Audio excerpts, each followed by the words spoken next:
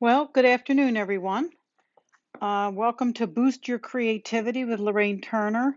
Yesterday, I spoke about grounding yourself, and we talked about red minerals, red crystals, which are excellent for grounding. Grounding is important in your life as it keeps you focused and not that when I refer to pie in the sky. Pie in the sky is having lots of wonderful ideas, but not really being able to ground yourself and move forward and create with that passion that's within you. So I talked to you about red crystals and red stones, and red plants are from the earth. So when I talk to you about working with your chakra, and you're going to work with your root chakra, red plants. So having red plants around you are another way for you to ground. They're another way for you to boost your energy. They're a great anytime you get your hands in the soil, you get your feet in the ground, it's a great way to ground yourself. So if you can't, for some reason, you say to me, "Well, Lorraine, I don't really garden, I don't really have plants, whatever." Just using photographs of images of red plants can help you. And there's plenty of wonderful red blooming plants that are in the earth. But if you do focus on the root chakra, a red plant, concentrating and working with red plants is a great way to stay grounded and work through that root chakra. And that's the energy point we were talking about, the one that's very grounding. So I'm just showing you, this happens to be a geranium on my deck. And I get lots of windstorms where I live. So this particular pot's been blown over and you can see a little crack here. But use red plants as well as red crystals in your work.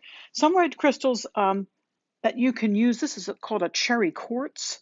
Be very careful when you purchase rocks and minerals because you can get some really faux rocks, meaning they're not really the real deal and they're dyed. This happens to be from a reputable dealer, and this is a piece of nice big piece. It's called a tower. This is a red quartz. This is red jasper. This is the type of stone that this is, and you can find these in rock shops. You can find them in mineral places. You find them in jewelry. Bliss Crystals, BLISS crystals.com. I put a link somewhere on this page. Is a reputable place where I get some crystals and you can check them out. But there's plenty of rock shops and you can look for them. Also, petrified wood. This is a piece of petrified wood. It is a wonderful mineral to meditate with and to ground yourself with. So we've got red jasper, I've got petrified wood, and this is carnelian. That's what it's called, carnelian. So that energy helps you to connect to the earth's energy. I visited Russelon. There's a nice picture of Russelon. Look at the hills. Look at the amazing colors on this rocky cliff. And this is in Provence, France. My husband and I have been there several times. Absolutely love it. And while I was there, I purchased some ochre. So this you would mix up and make a pigment for painting. And I actually brought it home and keep it with my crystals. I have a whole shelf where I keep all my crystals together, and that came from Russelon. So again, red earth, root chakra. So when I'm talking about connecting to that energy point in your body that helps you with grounding and staying present. We talked yesterday about being present. Stay present. What does that mean? It means not thinking about things that are going to happen in the future or things in the past, but consider what you're doing right now. Now, today I took a bike ride with my husband and I asked him, I said, we're talking about staying present. If you're taking a bike ride, how can you be present in the bike ride? What are some of the things that you might think of when you're on a bike ride to be present?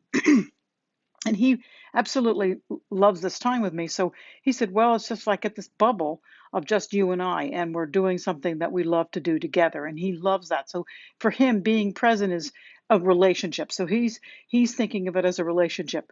He said to me, what about you? I came back with something that was a little bit different. I hadn't noticed how many trees were being supported. So we saw some new trees planted, and I've never really noticed them before. Maybe I haven't been present on my bike ride. Maybe I've been thinking of other things. But today I was purposely present in the bike ride to take a look, to smell, to listen to the birds, to be present, to really, really pay attention to where my circumstances are, where my location is, what kind of weather I'm having. Yes, but really be mindful of it, not just go out for a bike spin and come back, like for exercise. I really wanted to be present in the work. So this is what we're talking about today. Grounding. Again, this is cherry quartz. You can look this up. This is petrified wood, carnelian, so red stone, and this is red jasper, all natural elements from the earth. This is Russelon. I've visited this wonderful place in Provence, France, in the south of France, and I brought back these pigments, and these are used for artists. They can mix these with a medium and you can use these to paint with. But I brought them back and I keep them with my crystals and my rocks and minerals. So again, connecting to the earth's energy can be done not just by crystals in your jewelry, and you can have plenty of. And I have coral in my jewelry. You can find pieces of coral that's red. Those natural elements from the earth will help to boost your creativity and keep you grounded. So that's it for today. If anybody has any questions, pop them in. Thank you so much for staying um, with this group. It's a group to help you in ways for your art that you probably never even imagined.